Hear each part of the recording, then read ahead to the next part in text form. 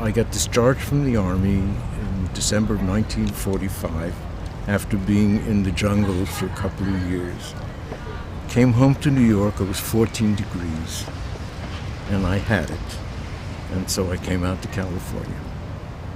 I got off the train, I came by train, I got off at the terminal, the Union Station, and I left New York, as I say, it was 14 degrees. I came to California January 18th, and it was 80 degrees. I got off the train at 80 degrees and sunny, and I've been happy. So it's the weather, really.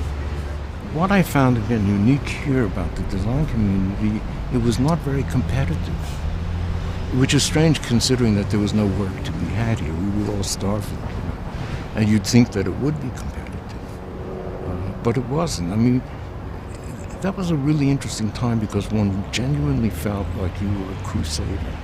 I mean, you were on a mission. You didn't do ads. You were changing the world. I mean, you really felt that way. You do a trivial ad for some lighting company, but you were making a contribution to culture. I must say, my clients all love me, always. I still socially see my first client. The curators loved to work with me because I understood the art. I mean, I understood what it means to do a catalog. More and more, if someone had an important big show, they would ask me to do the catalog. So I did most of the major shows, not all of them, but most of them.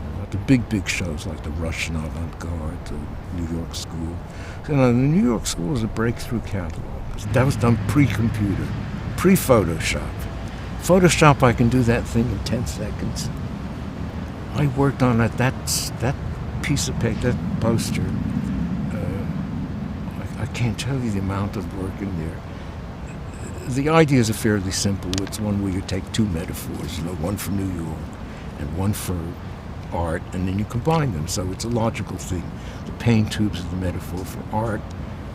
The New York skyscraper, the skyline is New York, and then you combine them and make a new image, a new reality.